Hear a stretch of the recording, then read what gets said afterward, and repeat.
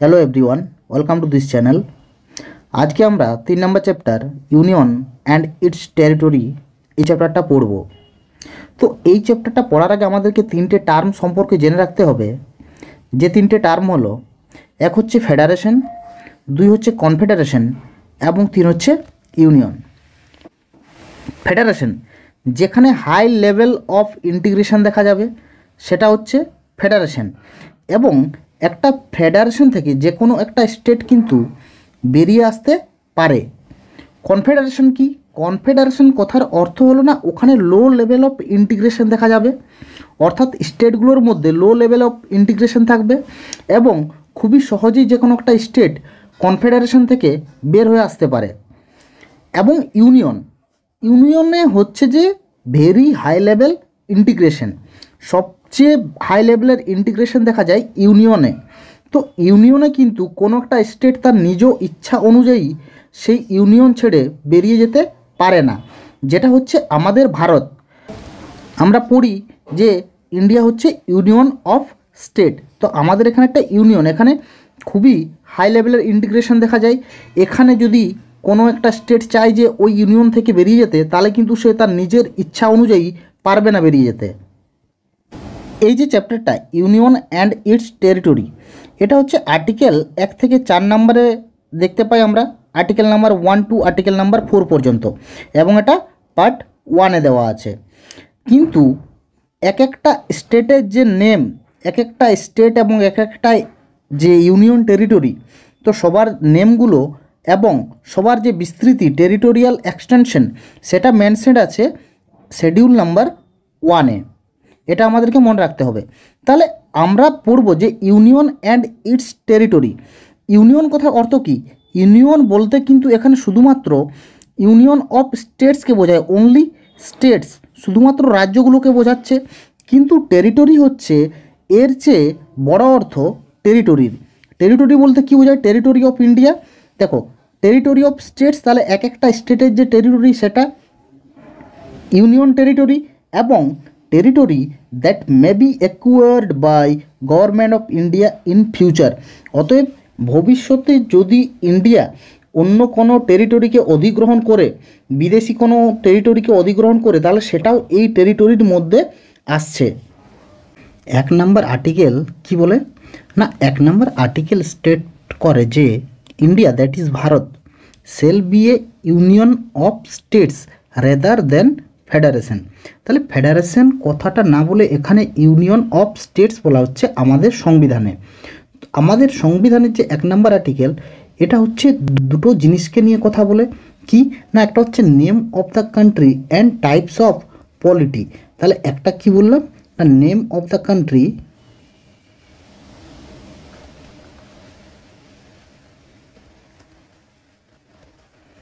And number 2 types of cruelty.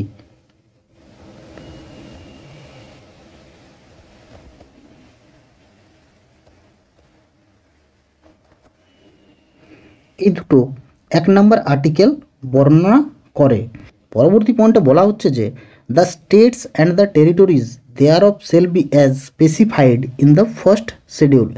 আমি বললাম যে প্রথম যে তফসিল রয়েছে, প্রথম তফসিলে সমস্ত স্টেটস এবং ইউনিয়ন টেরিটরিজের নাম, এদের নাম এবং টেরিটোরিয়াল এক্সটেনশন বর্ণনা করা আছে প্রথম তফসিলে। The territory of India shall be comprised of, এটা আমরা প্রথমেই দেখলাম কি না, the territories of the states, union territories and territories that may be acquired by the government of India at any time. অর্থাৎ ফিউচার টাইমে যদি গভর্নমেন্ট অফ ইন্ডিয়া কোনো টেরিটরি অ্যাকুয়ার করে, সেই সমস্ত টেরিটরিকে বোঝানো হয়েছে। এবং হচ্ছে ইউনিয়ন টেরিটরি আমরা জানি, আর স্টেটের যে টেরিটরি সেটা। এখানে বলে রাখি যে ওয়াই ইউনিয়ন অফ স্টেটস, এখানে আমাদের সংবিধানে কেন ইউনিয়ন অফ স্টেটস বলা হয়েছে rather than federation of states. এই ইউনিয়ন অফ স্টেটস কথাটির যৌক্তিকতা দেখাতে গিয়ে বি আর আম্বেদকর কে ছিলেন? বি আর আম্বেদকর ছিলেন খসড়া কমিটির চেয়ারপারসন, এবং তিনি বলেছেন কেন আমরা ইউনিয়ন অফ স্টেটস ব্যবহার করছি সেটা। না, 1 নম্বরে হচ্ছে the Indian federation is not result of an agreement. অর্থাৎ ধরা যাক এ একটি স্টেট আছে, বি একটি স্টেট আছে, সি একটি স্টেট আছে, এরা কিন্তু একে অপরের সাথে এগ্রিমেন্ট করে কিন্তু একটা দেশ তৈরি করেনি, বরং দেশটা তৈরি করা হয়েছে একদম সেন্ট্রাল লেভেল থেকে এসে দেশটা তৈরি করা হয়েছে। তো সেটাই বলা হচ্ছে the Indian federation is not result of an agreement among the states like American federation. অর্থাৎ আমেরিকান যে ফেডারেশন সেখানে দেখা যায় যে অ্যাগ্রিমেন্টের উপর বেস করে আমেরিকা দেশটি তৈরি হয়েছে। সেকেন্ড হচ্ছে যে the states have no right to cede from the federation. এই যে আমাদের এখানে যে ফেডারেশনটা দেখা গেছে, যে দেশটা, কান্ট্রিটা, এই কান্ট্রি থেকে কোনো একটা স্টেট চাইলে নিজ ইচ্ছাতে কিন্তু বেরিয়ে যেতে পারবে না এই দেশটি ছেড়ে, বা নিজেকে ইন্ডিপেন্ডেন্ট ঘোষিত করতে পারবে না।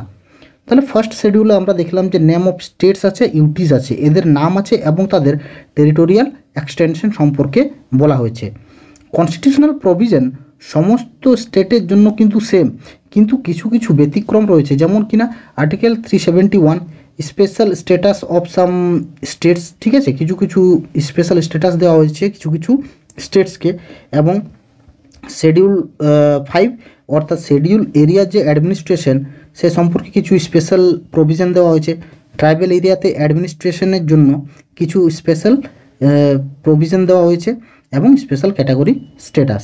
তাহলে এখানে বলা হচ্ছে, এটাও আমরা আগেই পড়লাম, যে territory of India is an wider expression than union of India. Union of India থেকে কিন্তু টেরিটরি অফ ইন্ডিয়ার যে এক্সপ্রেশনটা সেটা কিন্তু বড় না। টেরিটরি অফ ইন্ডিয়া বলতে শুধুমাত্র স্টেটকে বোঝায় না, স্টেটের সাথে ইউনিয়ন টেরিটরি, এবং ভারত সরকার যদি পরবর্তীকালে কোনো ফরেন টেরিটরিকে অধিগ্রহণ করে তাহলে সেটাকেও বোঝাচ্ছে টেরিটরি অফ ইন্ডিয়ার মাধ্যমে। ইউনিয়ন অফ ইন্ডিয়া বলতে শুধুমাত্র আমাদের এখানে স্টেটগুলোকে বোঝানো হয়েছে। পয়েন্ট নাম্বার 2.2তে বলা হয়েছে যে the states are the members of the federal system and shares A distribution of the federal system power with the centre. অর্থাৎ স্টেট এবং সেন্টার, স্টেট আছে এবং সেন্টার আছে, তো এদের মধ্যে ডিস্ট্রিবিউশন অফ পাওয়ার দেখা যায়, পাওয়ারের ভাগ দেখা যায়। আমরা জানি যে 7th শিডিউলে যে পাওয়ার রয়েছে সেই পাওয়ারগুলোকে ভাগ করা হয়েছে যে স্টেট লিস্ট, সেন্টার লিস্ট এবং কনকারেন্ট লিস্ট হিসেবে। তো সেটাই বলা হচ্ছে, কিন্তু যেটা ইউটি আছে, ইউটিকে কিন্তু সেন্ট্রাল অ্যাডমিনিস্টার করবে, অ্যাডমিনিস্টার্ড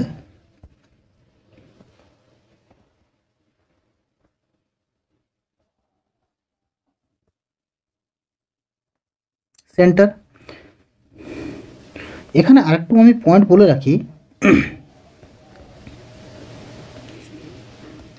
তাহলে স্টেটগুলির মধ্যে কি দেখা পাওয়া যাচ্ছে, স্টেট এবং সেন্টারের মধ্যে যে federal system,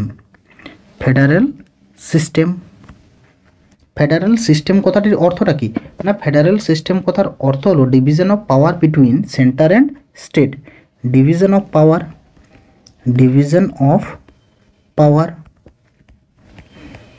between centre and state. আর এই যে ডিভিশন অফ পাওয়ার, এটা শিডিউল নাম্বার 7-এ বলা হয়েছে, 3টে লিস্ট দেওয়া হয়েছে সেখানে, কি না ইউনিয়ন লিস্ট এবং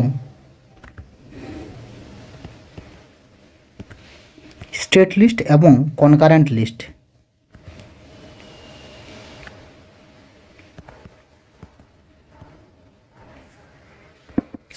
আমরা জানি যে ইন্ডিয়া হচ্ছে একটা সভেরিয়ান স্টেট, তাহলে ইন্ডিয়া অ্যাজ এ সভেরিয়ান স্টেট ও অন্য কোনো ফরেন টেরিটরিকে কিন্তু অধিগ্রহণ করতে পারে, এটাকেও আমাদেরকে জানতে হবে না কীভাবে অধিগ্রহণ করবে। না, এক হচ্ছে যে সেশন, 2 নম্বর হচ্ছে ট্রিটি,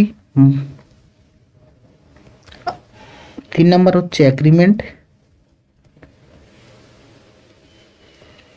4 নম্বর লিজে এবং 5 নম্বর হচ্ছে প্লেবিসাইড।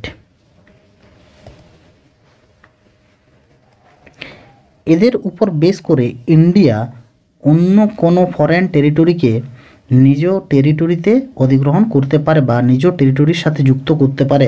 এর এক্সাম্পল বলতে গেলে আমরা বুঝবো যে বাংলাদেশ এর এক্সাম্পল।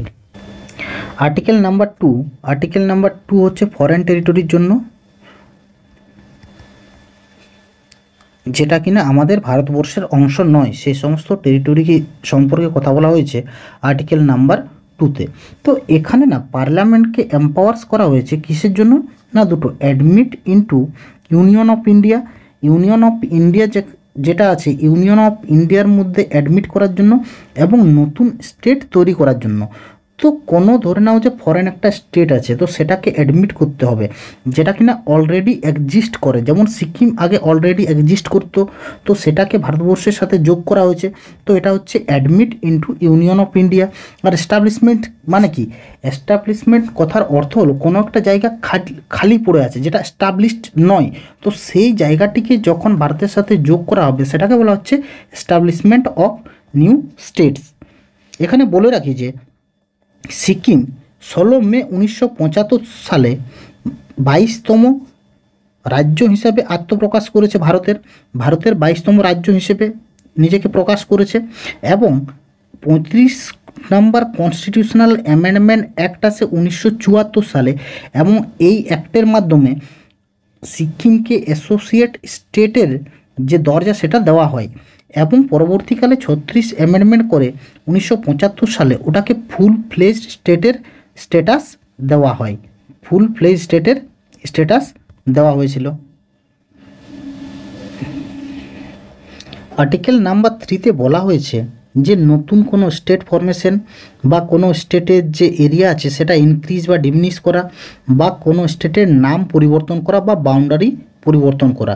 তো এগুলো হচ্ছে যেটা আমাদের ইউনিয়ন অফ ইন্ডিয়ার মধ্যে অলরেডি আছে, আমাদের ভারতবর্ষের মধ্যেই কোনো একটা জায়গা আছে, সেটার নাম পরিবর্তন করা বা সেটার বাউন্ডারি চেঞ্জ করা, বা সেটার যে এরিয়া আছে কোনো একটা স্টেটের এরিয়া আছে সেটাকে ইনক্রিজ বা ডিমিনিশ করা, এই সম্পর্কে বলা হয়েছে আর্টিকেল নাম্বার 3-তে। তো for those territories which are already in India, যেটা ইন্ডিয়ার মধ্যে অলরেডি আছে সেই সমস্ত এরিয়ার কথা বলা হয়েছে। এখানে পার্লামেন্টকে এম্পাওয়ার করা হয় কিসের জন্য না, ফর্ম নিউ স্টেট। কিভাবে না, হচ্ছে কোনো একটা স্টেট আছে, তো সেই স্টেটটাকেই সেপারেশন করে দুটো স্টেট তৈরি করে দেওয়া, বা uniting 2 or more states or parts of the states, তাহলে দুটো বা দুটোর বেশি কোনো স্টেট আছে তাদেরকে একত্রিত করে একটা নতুন করে স্টেটের যে স্ট্যাটাস দেওয়া সেটা, বা uniting any territory to part of any state, তাহলে কোনো একটা টেরিটরি কোনো একটা রাজ্যের মধ্যে অ্যাড করে সেটাকে সেই রাজ্যের অন্তর্ভুক্ত করা, এটা হচ্ছে যে ফর্ম অফ নিউ স্টেটস। এবং 2 নম্বর দেখছি যে increase diminish the area of states, কোনো একটা স্টেটস আছে তার মধ্যে যে এরিয়া আছে এরিয়াটা ছোট করা বা বড় করে দেওয়া, এটা পার্লামেন্টের হাতে পাওয়ার আছে। এবং alter the boundaries names of any state, কোনো একটা স্টেট আছে স্টেটের নাম পরিবর্তন করা বা বাউন্ডারি পরিবর্তন করা, এই সমস্ত অধিকারগুলো আছে পার্লামেন্টের কাছে। তাহলে এই আর্টিকেল নাম্বার 3-এর আন্ডারে, আর্টিকেল নাম্বার 3-র আন্ডারে যদি কোনো কিছু চেঞ্জ করা হয় বা কোনো নতুন রাজ্যের সৃষ্টি করা হয়, তাহলে যে লেজিসলেশনটা সম্পর্কে আমাদেরকে একটু জানতে হবে। তো 1 নম্বর হচ্ছে prior recommendation of the president before such bill is presented in the পার্লামেন্টে কোনো বিল রাখার আগে কিন্তু প্রেসিডেন্টের যে সম্মতি সেই সম্মতিটা নিতে হবে আমাদেরকে। এবং 2 নম্বর কি, before recommendation the president has to refer such bill to the concerned state legislature for expressing their view within a specified period. তাহলে কি হচ্ছে না, প্রেসিডেন্টের কাছে ওনার সম্মতির জন্য পাঠানো হলো, তো প্রেসিডেন্ট তারপর সেই বিলটা ওই যে স্টেট আছে যে কনসার্নড স্টেট, সেই স্টেটকে পাঠাবে বিলটা, এবং একটা ফিক্সড একটা পিরিয়ড দিয়ে দেবে যে এই পিরিয়ডটার মধ্যে আপনি আপনাদের যে ভিউ রয়েছে, আপনাদের যে চিন্তাভাবনা রয়েছে সেটা জানানো হয়। তো এই বিলটা স্টেটে পাঠিয়ে দেন প্রেসিডেন্ট। তো প্রেসিডেন্টের কাছে যখন স্টেট থেকে যে বিলটা আবার আসে যে এটা অ্যামেন্ড করতে হবে সেটা অ্যামেন্ড করতে হবে, তখন কিন্তু পার্লামেন্ট বা প্রেসিডেন্ট তাদের যে অ্যাডভাইস বা স্টেট লেজিসলেচারের যে অ্যাডভাইস সেটা কিন্তু মানতে বাধ্য নয়। তো সেটা অ্যাকসেপ্টও করতে পারে বা রিজেক্টও করতে পারে, এবং সেটা সব কিছু সিম্পল মেজরিটিতে হবে। এরপর ধরে নাও যে কোনো একটা অ্যামেন্ডমেন্ট বিল এলো পার্লামেন্টে, তো পার্লামেন্টে একটা অ্যামেন্ডমেন্ট বিল এলো, তারপর হচ্ছে যে ওটা প্রেসিডেন্টের কাছে নিয়ে গেলো, প্রেসিডেন্ট সেটাকে স্টেটকে রেফার করলো, এবং স্টেট লেজিসলেচার কিছু অ্যামেন্ডমেন্ট দিল, হচ্ছে অ্যামেন্ডমেন্ট করার জন্য অ্যাডভাইস করলো। কিন্তু তারপর অ্যামেন্ডমেন্ট করলো হয়তো, ঠিক আছে, তো অ্যামেন্ডমেন্ট করার পর আবার রিসেন্ট করার কোনো প্রয়োজন নেই, বারবার যে রিসেন্ট করতে হবে এরকমটা নয়। স্টেট লেজিসলেচারের কাছে শুধুমাত্র একবারই সেটা বিলটা রেফার করা হয়, এবং পরবর্তীকালে সেটা রেফার করা হয় না। এটাই যদি বলি আমি ইউটির যে কথা, যদি ইউটি সম্পর্কে আমি বলি, তাহলে কোনোরকম কোনো ইউটির যে রেফারেন্স, ওদেরকে কোনোরকম কোনো বিলটা পাঠাতে হবে না ওদের ভিউ জানার জন্য, কারণ পার্লামেন্ট যেটা ইচ্ছা সেটাই কিন্তু অ্যাকশন নিতে পারে। তাহলে এই যে সমস্ত কিছু আমি লেজিসলেশন বললাম, এখানে দেখা যাচ্ছে যে পার্লামেন্ট কিন্তু কোনো রকম তাদের স্টেটের কোনো রকম কোনো কনসেন্ট ছাড়া সব কিছু কিন্তু করতে পারে পার্লামেন্ট। আর্টিকেল নাম্বার 4 কি বলে? আর্টিকেল নাম্বার 4 বলে যে laws made under article number 2 and article number 3। Article number 2 এবং আর্টিকেল নাম্বার 3-র আন্ডারে যে সমস্ত লগুলো তৈরি করা হবে সেটাকে কিন্তু অ্যাজ এ অ্যামেন্ডমেন্ট কনসিডার করা হবে না। অতএব অ্যাজ এ অ্যামেন্ডমেন্ট যখন কনসিডার করা হবে না, কার আন্ডারে? না, আর্টিকেল 368-র আন্ডারে কোনো রকম কোনো এজ এ অ্যামেন্ডমেন্ট কনসিডার করা হবে না। তো 368-তে আমরা জানি যে স্পেশাল মেজরিটির কথা বলা আছে। তো 368-র আন্ডারে যদি অ্যামেন্ডমেন্ট কনসিডার করা না হয় তাহলে সেটা সিম্পল মেজরিটিতেই পাস করানো যাবে। তাহলে এটা আমাদেরকে মনে রাখতে হবে যে কোনো একটা এরিয়া ডিমিনিশ বা অল্টার বা নতুন এরিয়া তৈরি, এই সমস্ত কাজগুলো আমাদের সিম্পল মেজরিটিতে হয়ে থাকে। এরপর এর সাথে একটা আমাদেরকে কথা জানতে হয় যে আর্টিকেল 3 নাম্বার আমরা দেখলাম যে ডিমিনিশিং এরিয়া আছে, কিন্তু ডিমিনিশিং এরিয়া বলতে আমরা যদি কোনো একটা এরিয়াকে ফরেন টেরিটরিকে দিয়ে দিতে হয় তখন কিন্তু আর্টিকেল 360-র আন্ডারে কিন্তু অ্যামেন্ডমেন্ট প্রয়োজন আছে। Settlement of A boundary dispute between India and another country. তো যদি সেটেলমেন্টের কথা বলা হয়, তো সেটেলমেন্টের কথা বলা হলে কিন্তু সেখানে কোনো রকম কোনো কনস্টিটিউশনাল অ্যামেন্ডমেন্টের প্রয়োজন নেই, এবং শুধুমাত্র এক্সিকিউটিভ অ্যাকশনের দ্বারাই সেটেলমেন্ট করা যাবে। তাহলে এটা গেল আর্টিকেল নাম্বার 4। এরপর আমরা কিছু ইম্পর্ট্যান্ট জাজমেন্ট সম্পর্কে পড়ব না, কোন কেসে কি বলা হয়েছে। দেখা যাচ্ছে বেরুবারি ইউনিয়ন কেসে কি বলা হয়েছে? বেরুবারি ইউনিয়ন কেসে বলা হয়েছে যে কোনো যদি ইন্ডিয়ান টেরিটরি আছে এবং সেটা যদি ফরেন স্টেটে ফরেন কোনো কান্ট্রিকে দিতে হয় তাহলে সেক্ষেত্রে কনস্টিটিউশনাল অ্যামেন্ডমেন্ট প্রয়োজন। কিন্তু অন্য একটা জাজমেন্টে বলা হলো, যেটা 1969 সালে হয়েছিল, সেখানে সুপ্রিম কোর্ট কি বলেছিল না, যদি সেটেলমেন্ট থাকে দুটো দেশের মধ্যে, আমাদের দেশের সাথে অন্য একটা কোনো দেশের যদি সেটেলমেন্ট থাকে কোনো ডিসপিউট, তো ডিসপিউট সেটেলমেন্ট করার ক্ষেত্রে কিন্তু কোনো রকম কোনো কনস্টিটিউশনাল অ্যামেন্ডমেন্টের প্রয়োজন হয় না, শুধুমাত্র এক্সিকিউটিভ অ্যাকশন দ্বারাই সেই সেটেলমেন্টটা আমরা করতে পারি। এখানে বলে রাখি যে ব্রিটিশ ইন্ডিয়া যখন আমাদের ভারত স্বাধীন হয়নি তখন আমাদের ভারতে দু ধরনের প্রভিন্স দেখা যেত, একটা হচ্ছে ব্রিটিশ প্রভিন্স আর একটা প্রিন্সলি স্টেটস। তো দু রকমের অঞ্চল দেখা যাচ্ছে। যখন ভারত স্বাধীন হলো তখন প্রিন্সলি স্টেটস যেগুলো ছিল, টোটাল 552টা প্রিন্সলি স্টেটস ছিল। তো 552টা প্রিন্সলি স্টেটসকে 3টে কিন্তু অপশান দেওয়া হয়েছিল, তারা জয়েন করতে পারে ইন্ডিয়াতে, তারা পাকিস্তান জয়েন করতে পারে, বা তারা ইন্ডিপেন্ডেন্ট থাকতে পারে। তো দেখা যাচ্ছে যে 3টে প্রিন্সলি স্টেট কিন্তু জয়েন করেনি, বাকি 349টা প্রিন্সলি স্টেটস জয়েন করেছিল। তো 3টা কে ছিল? হায়দ্রাবাদ, জুনাগড় এবং কাশ্মীর। হায়দ্রাবাদকে পুলিশ অ্যাকশনের দ্বারা, যেটাকে বলা হয় অপারেশন পোলো, তো অপারেশন পোলোর মাধ্যমে 1948 সালে ইন্ডিয়ার সাথে যোগ করা হয়, এবং জুনাগড়কে হচ্ছে ফেব্রুয়ারি মাসের 1948 সালেই রেফারেন্ডামের মাধ্যমে ইন্ডিয়াতে যোগ করা হয়, এবং কাশ্মীরকে ইনস্ট্রুমেন্ট অফ অ্যাক্সেশন এর মাধ্যমে 1947 সালে ইন্ডিয়ার সাথে যোগ করা হয়।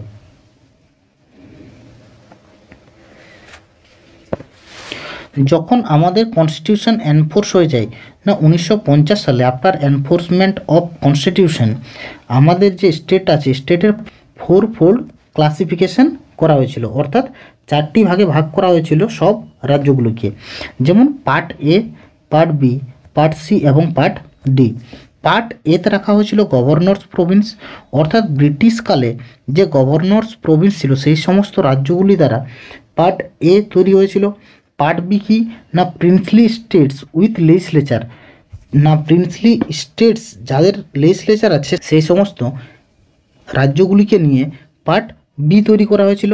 এবং চিফ কমিশনার্স প্রভিন্স দিয়ে সি, পার্ট সি টোটাল ছিল 10টা নাম্বার, ওটা পরে বলছি। এবং পার্ট ডি হচ্ছে সলিটারি, অর্থাৎ শুধুমাত্র এখানে একটাই অঞ্চল ছিল, যেটা হচ্ছে Andaman and Nicobar island.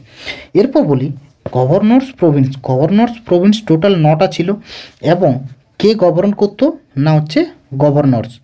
Governors হচ্ছে গভর্ন করতো গভর্নর্স প্রভিন্স যে জায়গাগুলো ছিল সেগুলোকে, যেমন Bombay, Assam, Bihar. Princely states with legislature total 8টা ছিল। এবং কে রুল করতো, এটা হচ্ছে রাজ প্রমুখ।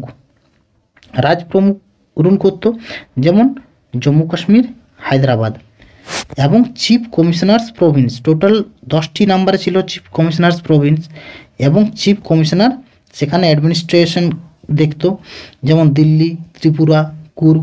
হ্যাঁ, এখানে বলে রাখি যে শুধুমাত্র চিফ কমিশনার্স প্রভিন্স ছিল না, এর সাথে সাথে কিছু প্রিন্সলি স্টেটসও ছিল। এবং ডি নাম্বার হচ্ছে পার্ট ডি, যেটা সেখানে শুধুমাত্র একটা জায়গাকে রাখা হয়েছিল, সেটা হচ্ছে আন্দামান অ্যান্ড নিকোবর আইল্যান্ড। এবং এটা রুল করতেন লেফটেন্যান্ট গভর্নর। তাহলে কী বলা হচ্ছে না 4 fold classification of states was abolished in 1956। আমরা জানি যে 1956 সালে স্টেট রিঅর্গানাইজেশন অ্যাক্ট আসে, এবং এই অ্যাক্টটি আসার সাথে সাথে এই যে 4 ফোল্ড ক্লাসিফিকেশন ছিল সেটাকে অ্যাবলিশ করে দেওয়া হয়েছিল। আর হ্যাঁ, অ্যামেন্ডমেন্টটা ছিল 7th কনস্টিটিউশনাল অ্যামেন্ডমেন্ট। এবং প্রথম না স্টেট রিঅর্গানাইজেশন অ্যাক্টের পর প্রথম আমাদের এখানে ভারতবর্ষে টোটাল 14টা স্টেট এবং 6টা ইউনিয়ন টেরিটরি ছিল। এটা মনে রাখতে হবে, পরীক্ষাতে আসে এটা।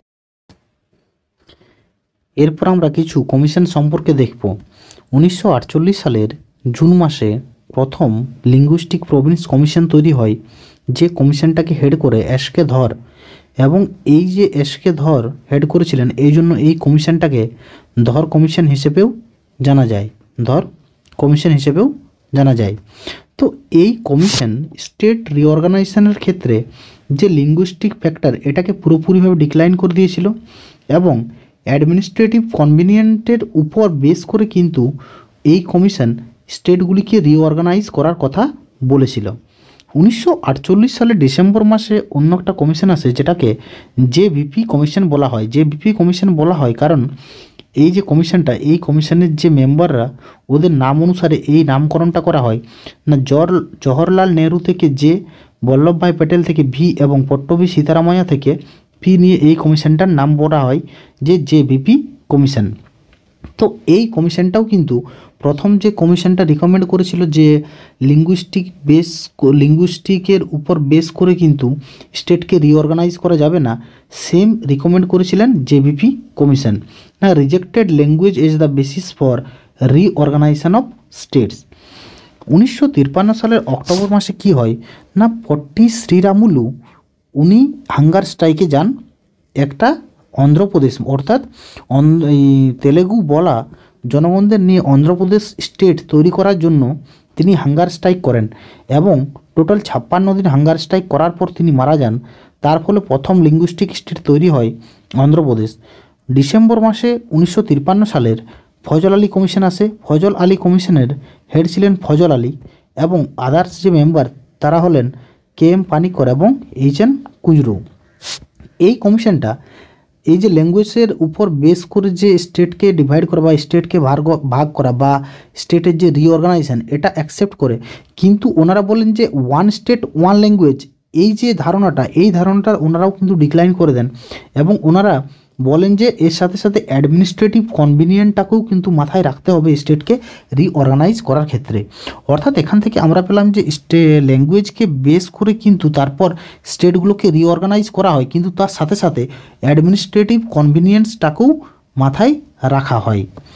তাহলে পরবর্তী পয়েন্ট দেখা যাচ্ছে যে অন্ধ্রপ্রদেশ প্রথম লিঙ্গুইস্টিক স্টেট হিসেবে আসে এবং কত সালে তৈরি হয়? 1953 সালে, by separating the Telugu speaking areas from Madras state. অর্থাৎ মাদ্রাস স্টেট থেকে তেলেগু যে বলা জনগণ ওদেরকে সেপারেট করে অন্য একটা অঞ্চল তৈরি করা হয়, অন্য একটা রাজ্য তৈরি করা হয়, যেটা হচ্ছে অন্ধ্রপ্রদেশ। এবং এই যে ফজল আলী ছিল, ফজল আলী কিন্তু প্রথম রিকমেন্ড করেন যে আগে যে 1950 সালে রাজ্যগুলির মধ্যে যে 4 ফোল্ড ক্লাসিফিকেশন দেখা যেত, সেই 4 ফোল্ড ক্লাসিফিকেশনকে কিন্তু অ্যাবলিশ করে দেওয়ার কথা এই ফজল আলী বলেন।